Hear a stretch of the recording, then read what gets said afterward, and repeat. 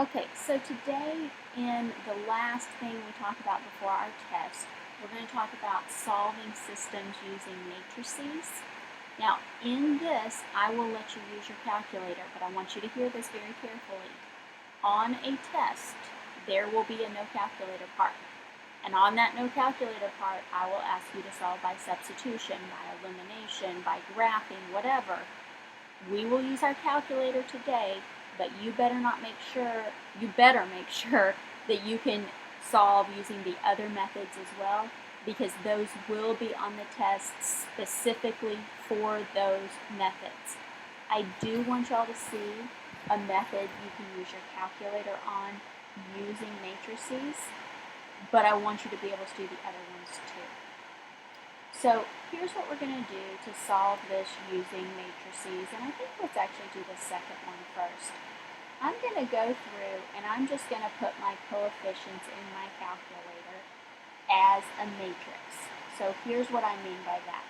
My coefficient here is 1, coefficient here is 3, negative 5, 3, and I'm actually going to put the 15 and the 3 in as well. Now, sometimes you will see this written with a line right here. The line is where the equal signs would go. It's just for organization. Here's what you want to make sure you have. You want to make sure that this first column represents a variable. This represents the x's. Second column represents a variable. Here it's the y's. And then you've got sort of like your answer column. Now, what we're going to do is put this in our calculator, the whole thing, including the answers. It's a 2 by 3 matrix, 2 rows, 3 columns. So I'm going to go through and I'm going to put this thing in my calculator. So let me pull up my calculator. I'm going to go to my matrix menu. You can put this in any matrix you want, or go over to edit. Oops, I went too far. Okay, go over to edit, pick a matrix to put it in. I'm just going to put it in A. And then tell it the size. Mine's a 2 by 3. And put in those coefficients. So 1, negative 5, 15, 3, 3, 3. I'm looking at my notes. Let me make sure I got the same. Yeah. Okay. So where's my calculator? So once you have those in there, just quit out of there. And what we want to go through and do is we want to use something called RREF. I'm going to go back to the matrix menu. Now, I don't think you probably care to know this, but when I go to find RREF, it stands for Row Reduced Echelon Form. I don't care if you remember that, but that's what you want, RREF. It's way down here at the bottom, so I always hit the up arrow to take me to the bottom of the list, and then it's right here, B. Now let's go ahead and do this, and then I want to show you, and I went too far. Sometimes my calculator likes to have a mind of its own. So let me go ahead and put this in.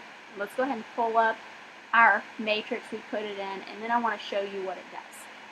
Okay, and we put that in matrix A, so I'm going to hit enter, put matrix A in my calculator, and here we go.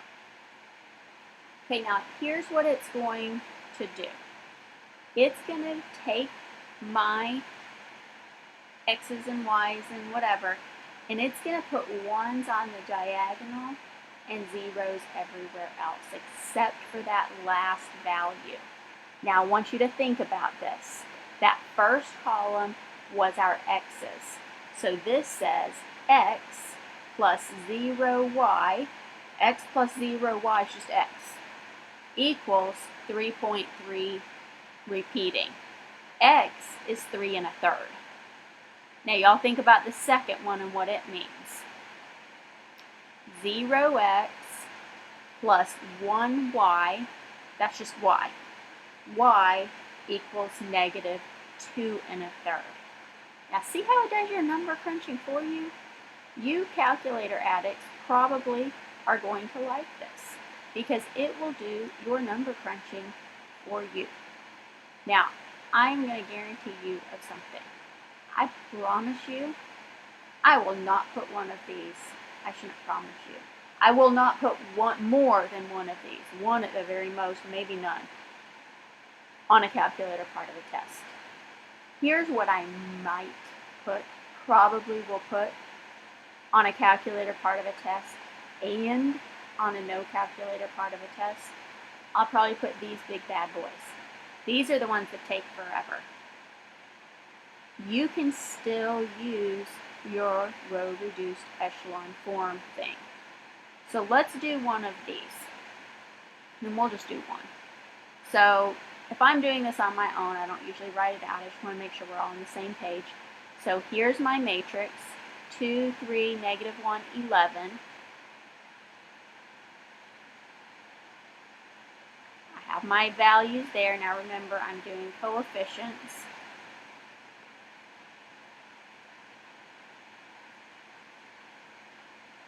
So this is a 3 by 4 matrix. Let's do this in our calculator. Okay, so I figure that out. Okay, go to my matrix menu. I want to edit, so I'm going to go to edit, and I'll just put this in matrix A. Okay, so this was a 3 by 4.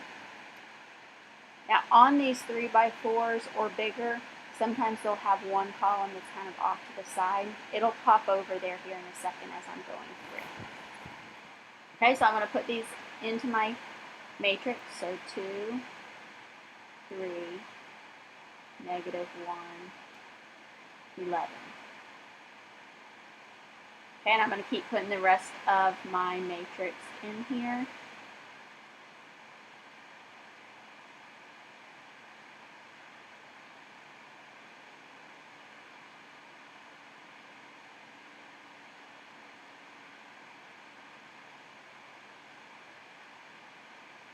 Okay, so I have my matrix in, so I'm going to quit.